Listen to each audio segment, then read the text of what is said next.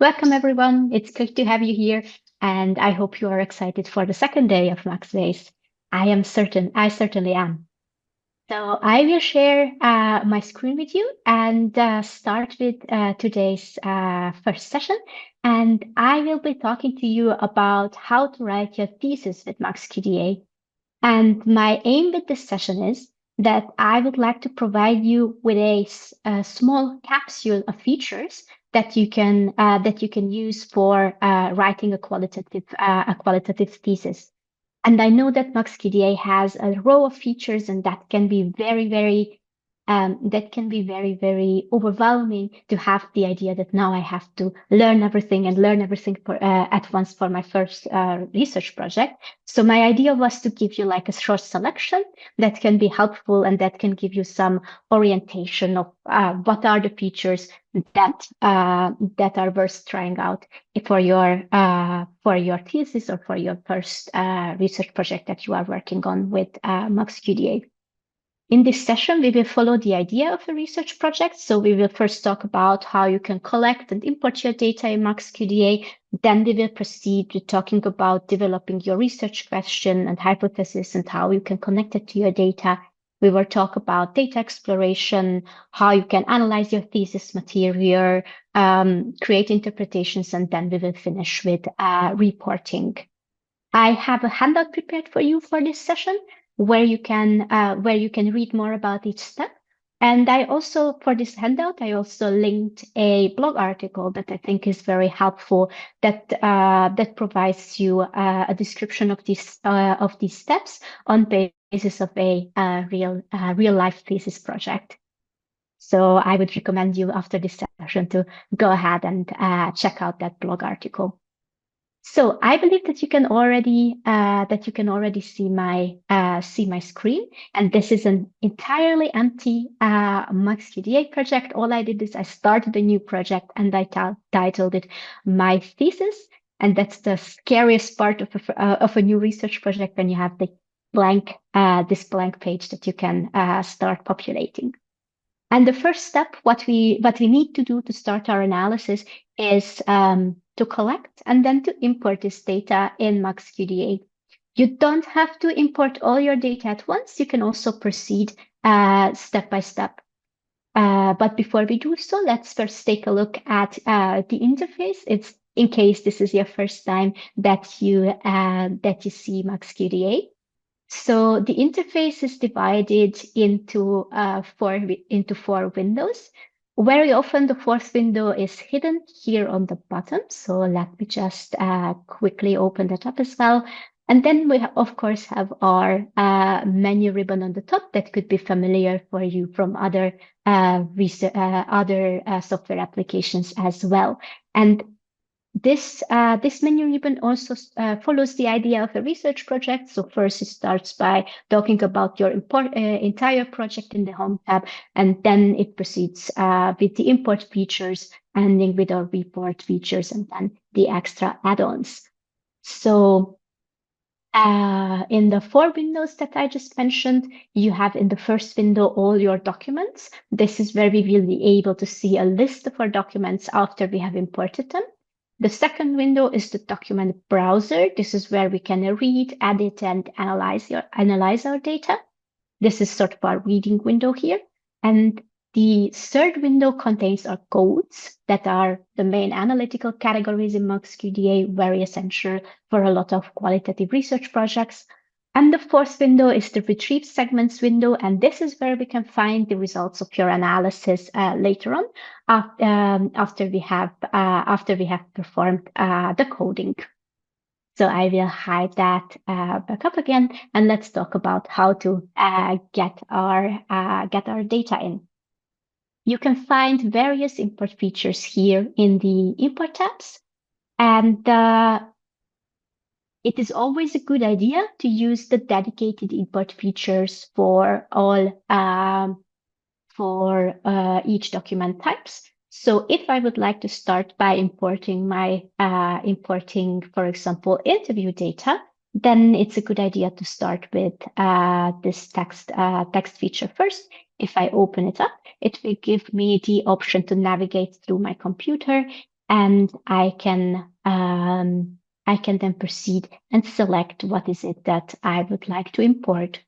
For this research project, I have collected 10 interviews, and I have them here in a docx format. I can just select all that I would like to import, and if I click open, then MAXQDA will import them all, and they will appear here in our list of documents. That would be one way how you can proceed, but you also have the option. To import documents by simply drag and dropping. So another thing what I could do is I could just navigate to my interviews here in my computer, and I can also pull in the rest of my interviews simply by dragging and dropping them. They would turn up here in my list of documents as well. So you can use this dedicated import features, but you can also import by just drag and dropping. And the difference is that whenever you have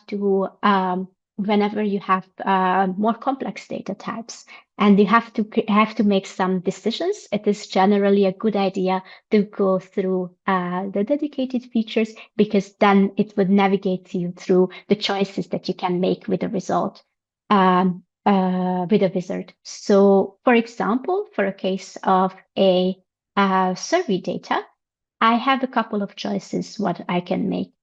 I can import my data from an Excel spreadsheet, and here I have created a survey when I ask people about their work-life balance, and they had both closed and open-ended questions as well.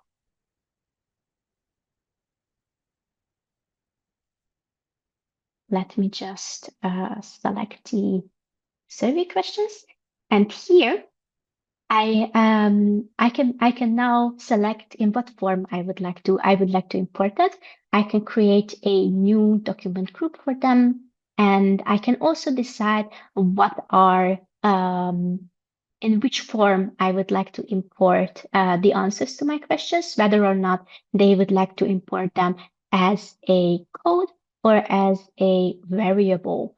Codes in MAXQDA are analytical categories that I assigned to qualitative data, typically text data, but you can also assign them to multimedia data as well. And they would be directly on your text, right? So you can have multiple codes in multiple documents, and variables would be something that would be assigned to the entirety of your document. So that would be metadata in this case. And I would like MAXQDA to record the answers for my open-ended questions here as codes. So these respondents were asked us to elaborate on their previous choices here about what they would like to spend more time on. So as I mentioned, this is an example data about work-life balance. That's the example project that you can also find in MAXQDA if you would like to take a look at it later on. So that was one of the questions, and the other one was where our survey respondents were asked about the type of flexible work arrangements that are available for them. So these should be imported in as code so that I can read these answers and code them later on. And if I now hit OK, MAXQDA will give me a preview of how the imported data will look like. Very quickly process that for me. And as you can see, it created a new document group for me. And it created a new document for each of my respondents. So instead of just importing in the Excel spreadsheet as is and presenting me with a table, MAXQDA processed this, and now we have a separate document for each of our respondents, and we can now go through them one by one and also treat them as separate for the sake of our analysis. Besides textual data, so survey data or interview data, you also have a couple of different options here. You can import transcripts. You can also automatically transcribe in MAXQDA if you wish to. You can work with focus groups, multimedia data such as images, audio, or videos. And you can also import data from a reference management software if you would like to have your literature data in your MAXQDA project as well. Generally, a big advantage of having all these different data types in one project is that you can treat them as one. So instead, treat them as part of one research project. So instead of having a number of different Word documents and Excel spreadsheets and PDFs on your computer, you can have everything at one place, and you can also have a central code system that you can apply throughout your data. I will show that to you how it works in more detail in a second. And not only your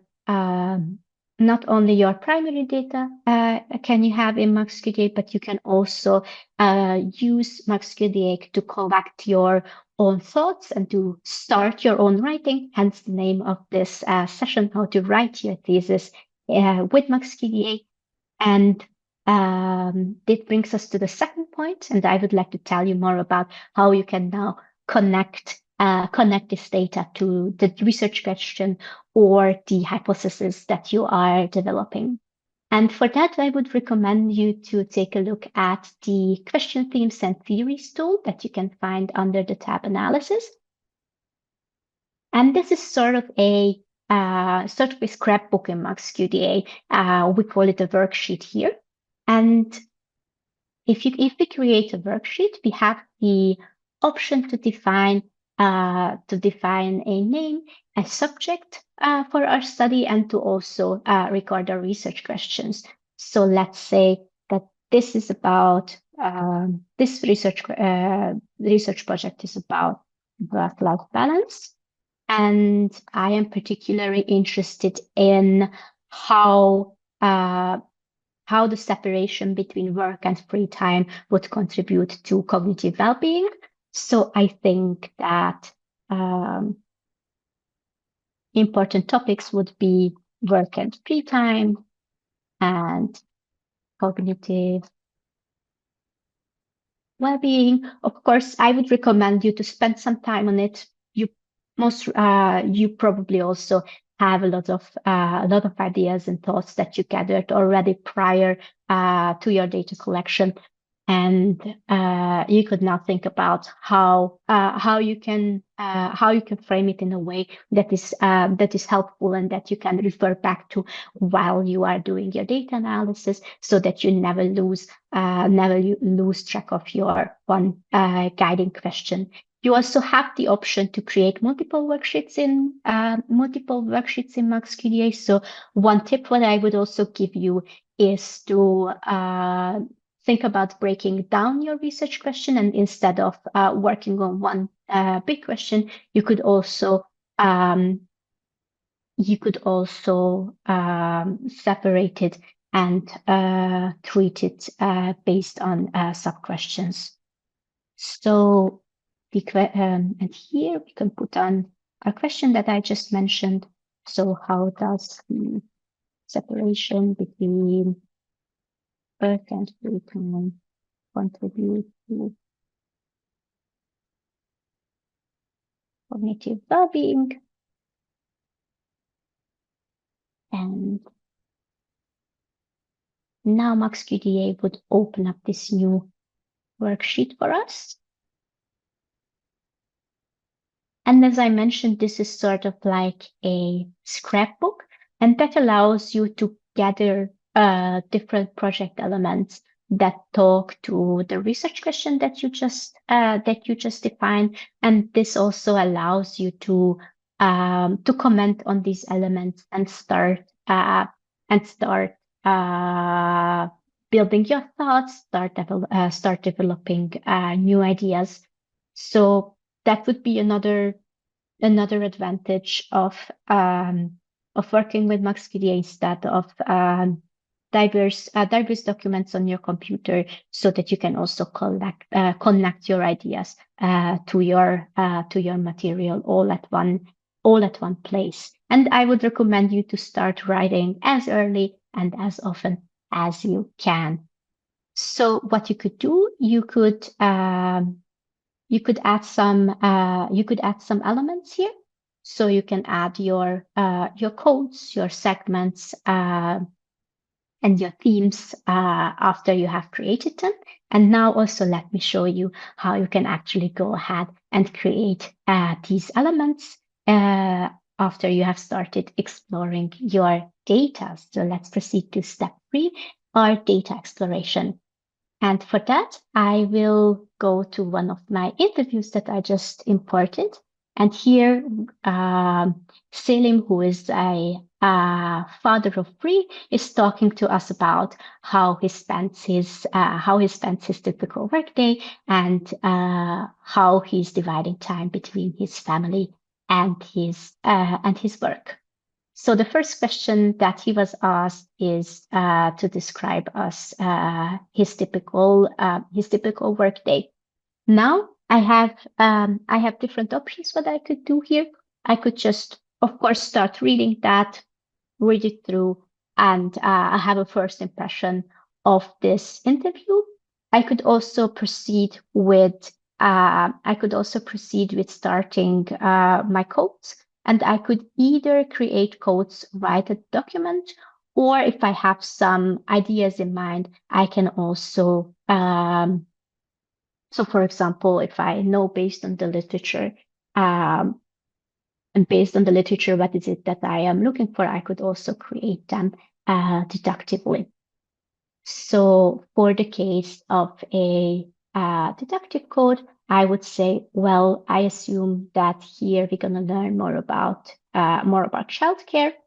So let's just create a new code. I will go to my code system, hover over this plus symbol, and I would say here we will probably read something about childcare, right? So he's a father of 3. We assume he's going to tell us something about this. Then now we created a new code. This shows up here in our code system with the name childcare that we just assigned. So that would be one thing.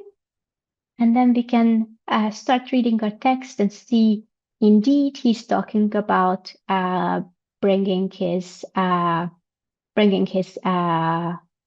kids to kindergarten and preparing breakfast for them. So this would be something that I could categorize as childcare. Another thing what I could do is, without having created codes first, I could just start proceeding with reading this data and see what is it that comes up, and creating codes inductively. So for example, he's talking about having to travel a lot to work, especially if an appointment lasts longer, or if I am stuck in a traffic jam, I have a long journey to or from work. So he's also talking about commuting. That seems to be a very important part of his work life as well. And if I would like to now code this, I can right-click on the selection that I just highlighted and select that I would like to create a new code, and say here, this person is talking about commuting. I can assign colors, and this is interesting because MAXQDA uses that in the visualizations later on. So I would also encourage you to really carefully think about how you are assigning codes, code colors, because you could use that as an additional layer of differentiation and structure in your code system.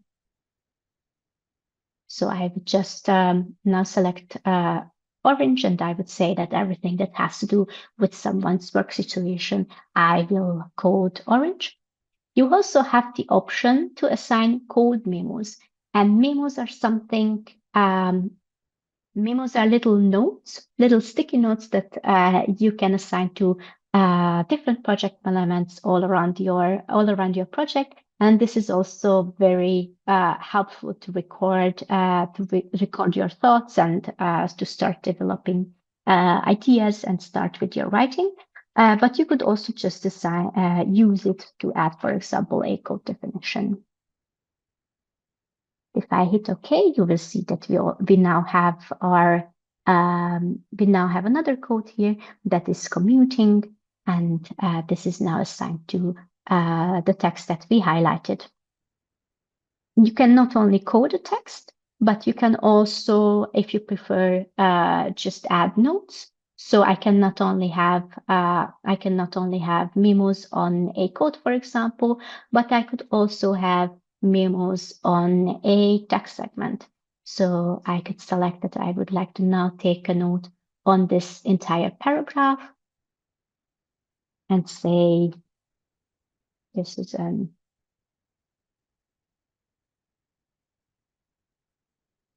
important, but you can, of course, write as long of a text as you want to. You also have a number of formatting features here, and I would like to point out to you the label options here as well. You can assign memo type, so you can see this is something that talks to my research question. And that could be very helpful when you are, for example, if you would like to add some level of categorization to your memos and your note taking here. Your memo would then stick on the text segment that we created. After I have read through the entire text, I could also decide to add a memo to the entire document.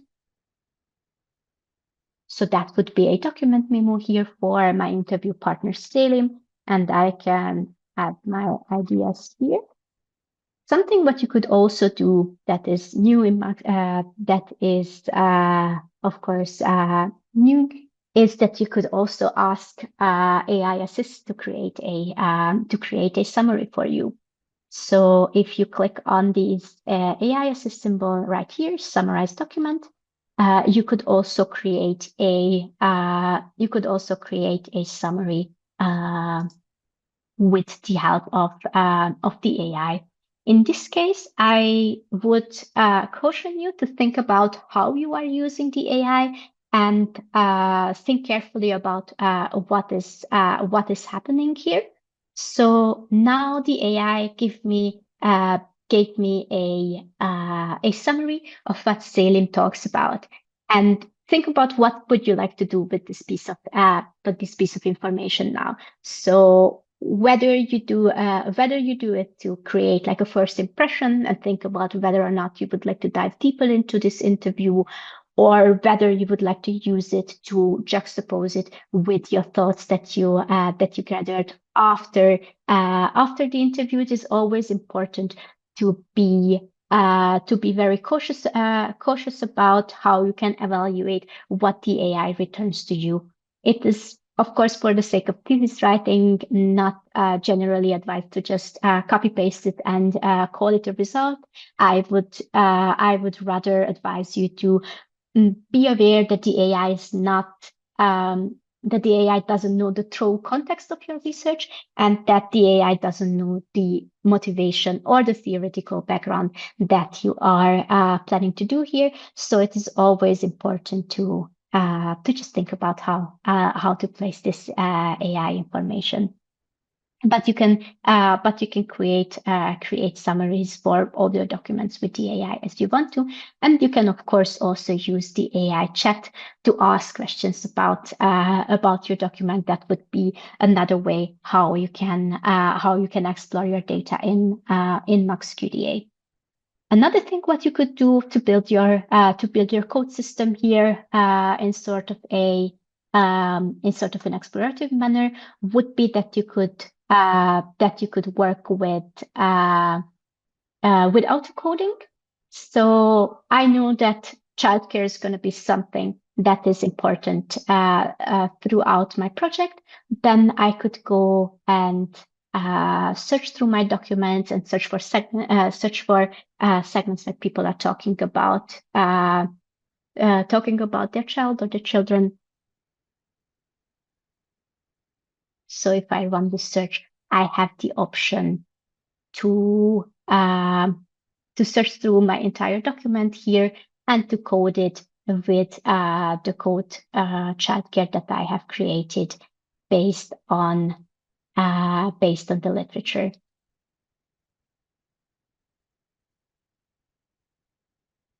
Okay, so you can code automatically, you can code manually, you can use AI to explore your data as well.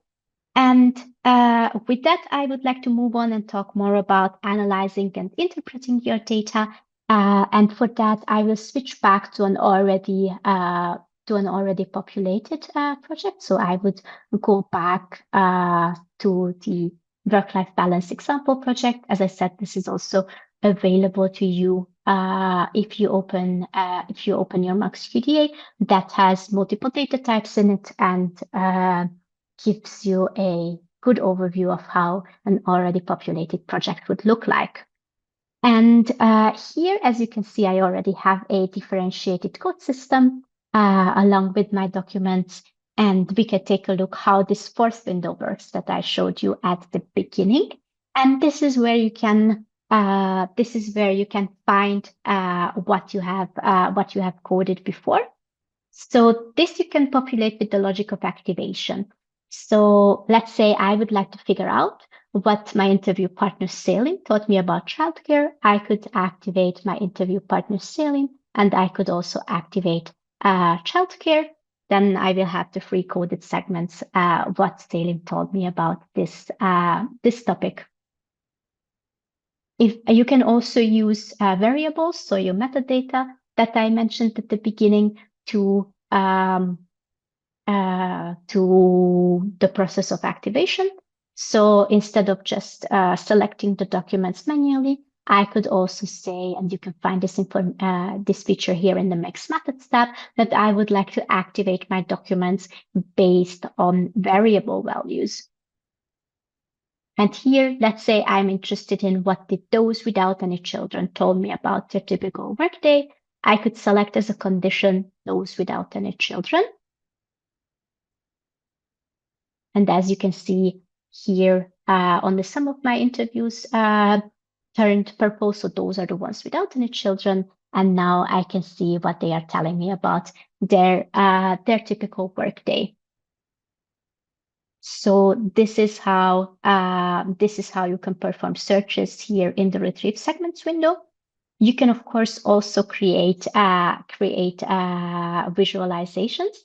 And I have created some and saved it here in our question themes and theories window, where we also put our notes and research questions, and they would show up here in your tab visualizations. You can so here, for example, you can create a code matrix browser that tells you more about, that allows you to compare your different documents between each other. So here, for example, we can see what our respondents are telling us about their work situation and how often they are mentioning these topics. And you have the option, as I mentioned, that you can also take some notes directly here and use it to develop your interpretations. After you are done with that, so after you have analyzed your codes, created your visualizations, and added your interpretations, you have to, of course, report on all of this, right? And now you have different options here. And generally, whenever you are in MAXQDA, you will always find export options. So here, for example, for the case of this worksheet, I could choose to export it all as a Word document, and then I can use that as a basis of my writing. But you can, of course, export everywhere. So for example, for your retrieve segments window as well, you can find all the export features here. And then you could have a list of your segments that you are displaying. And here in the report tab, you can also find, I think, one very interesting feature that is the smart publisher. And that allows you to create a report based on your codes. So that would, if I select some of my codes here, I can create a already pre-formatted report that would give me a list of my codes and the assigned segments to that. So let me just create that very quickly before we wrap up. I would like to show you how that looks like.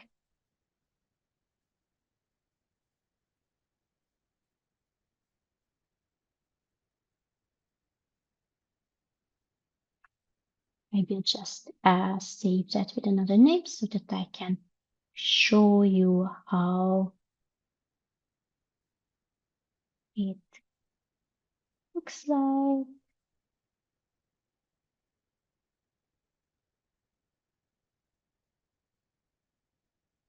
So here it is. Now we have our thesis and we are able to see the table of contents. These are the codes that we create, that we selected. Let me make it a little bit bigger so that you can read it better. And then we will have an overview of all of our documents. And we can see all the quotes, so all the segments that are contained in each of our codes that are now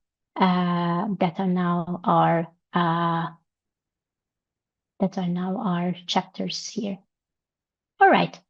So this is all I wanted to show you today. I think these are the highlight features that can help you to write a thesis with MAXQDA. And now I will take a look at the Q&A section.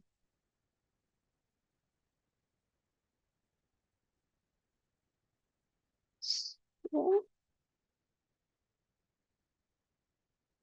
I have prepared a document that we can also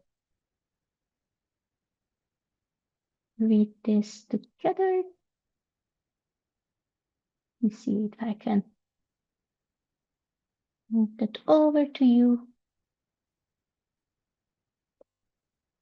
So one person is asking,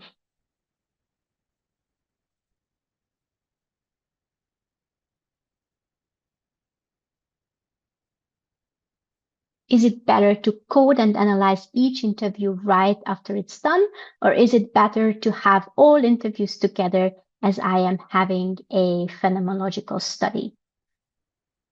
So I would say it truly depends on your exact methodology, but I would say that it makes sense to analyze them as you go. So after you have prepared an interview, you can import it right in MAXQDA, and you can also start coding, and you can also start your analysis. I think that's very interesting, and that can be very informative for as you are preparing for the next interview, in case you haven't collected all of them. At the same time, be aware that there is an information process happening. So you have another state of information as you are collecting the second interview, right? So that would be something that I think you can certainly do, but it is necessary to reflect on that and think about what it does with how you are also performing an interview, because then it would also influence the data collection. In general, for MAXQDA, your code system can change. So if you, after coding a second interview, want to go back and recode the first one, that is perfectly fine. And research is usually an iterative process anyway. You could also adjust the coding of the first interview. Just be aware again that you are doing that, and do this revision in a conscious way. So the second question is, how do I work with AI on documents with multiple languages? Should I prioritize English or the language of the text? So I I would say that again depends on you. It depends on your knowledge of the English language, and of course, it depends on, for example, in which language you are preparing your study. For AI essays, generally doesn't matter that much. So you can select the language in which you would like the AI to create an output on. If you would like to summarize, for example, literature that is in English on another language for you that is might be easier for you, you could also certainly do that. Then there is another question asking us about the focus group feature. So you have the option here to import just as I did with the text feature, or you can also import with the focus group transcript feature. If you import an interview as a focus group transcript, then MAXQDA will automatically recognize the speakers and create them here for you. So that allows you to treat the speakers separately. That could be generally a good idea if you have multiple speakers and if you would like to analyze them separately down the line.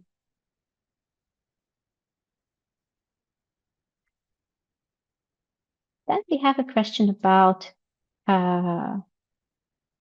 variables. Can you explain more about the importance of variables in writing a thesis? At what point do I use them? So variables are, you could think of it as metadata. So for example, here about my interview partner, Matteo, I know that he is in a partnership, that he doesn't have any children, and his highest level of education is a bachelor degree. What do I need this information? At what point do I need this information? That truly depends on the style of your study and your methodology. I think it's very helpful to record this contextual information. You can also record it right at the beginning because I think it can give you additional contextualization of what's going on in your study. It can help you search through your data, for example, through the activate via variable process that I just showed you. So I would say that even if you are working on a qualitative study and you are not interested in computing with these variables, or if you are not interested in performing any sort of quantitative analysis, you could still use these variables as sort of a contextual information for your textual data. So I would say you could use them right at the beginning of your study. But of course, if you say you choose not to do so, you can also you are of course also free to do that. Then the next question, let me just see. Do I have to use all QTT tools to have a grounded theory? If not, which ones do you consider essential? So you don't have to use everything, of course. What I would consider essential would be, I think, to work intensively with memos and with codes. If you don't want to you don't want to, for example, create a summary table, that is perfectly up to you. I think, but I think it's certainly a good idea to have codes and memos. Maybe you also would like to look into visualizations, for example, max maps that can help you create a concept map and for example, a representation of how your codes relate to each other. So that could be certainly interesting. Then a next question is, what function does the sets window? So you can create, I assume that these are the sets you are referring to. So we can have document groups or we can have document sets. And the difference between them is that one document can only be in one group. So it can have only one location here. I can either have a document in my Hamburg or in my Berlin group, and I can move them in between. But for the case of the sets, I can define multiple sets. So now in this example, I have respondents without children and respondents with children. And as you can see, I have some from my Hamburg group and some from my Berlin group. But I could also have respondents from round one, respondents from round two, respondents who are married, respondents who are married and have children. So this is more flexible, and one document can be in as many sets as I want to.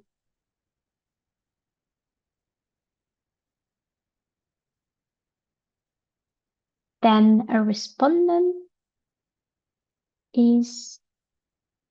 participant is asking us about how I exported my coding as a Word document. And I did that with the Smart Publisher that you can find here, here in the Reports tab. And very often in MAXQDA, you can find information buttons. And if you click them, they also give you additional information about about the features that you are looking at. So here you could see the step-by-step in our online manual, and I will add that here in the Q&A for you. So wherever you are not entirely sure how you can work with one of these features, just click on the information. Then another question that we have is about deductive coding and inductive coding in the same study. Yes, you can certainly do that. So you might not want to do it. You might want to do it. That definitely depends on your methodological approach. But there are some qualitative methodologies where you can bring them all in the same study. Then another question, how do you perform deductive coding and inductive coding? Yeah, it's the same question. Then let me just, I think I have one more, and then I have addressed everything in the Q&A. So during transcription, do you recommend a time-based structured format or simply question and answer?